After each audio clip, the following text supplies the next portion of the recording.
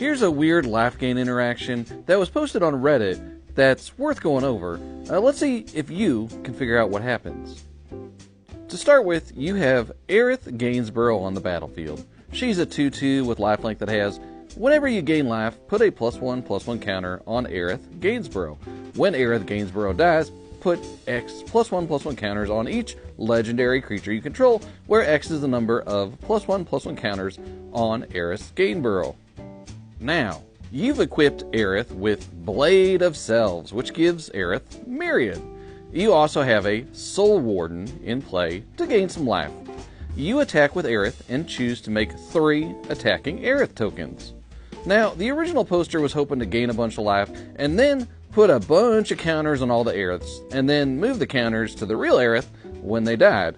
So, what actually happens here?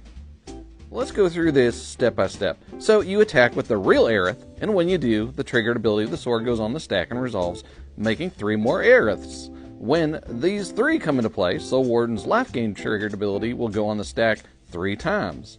The part that the original poster missed, I think, is when state-based actions are checked. You see, state-based actions are checked whenever a player receives priority.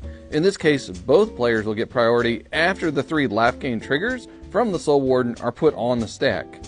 At this point, the legendary rule will kick in, and you'll have to sacrifice 3 of the 4 Aeriths, most likely the token ones. Because these tokens die before the Lifegain actually resolves, they don't have any counters, and you won't get to move any of those counters onto the real Aerith.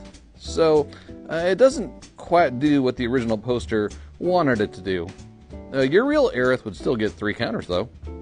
A lot of people in the comments mentioned that if you're trying to do something like this, use Helm of the Host instead.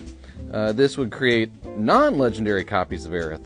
If you had this scenario, the Soul Warden would see the Aerith enter and you gain a life, and then both Aeriths would give both Aeriths a counter.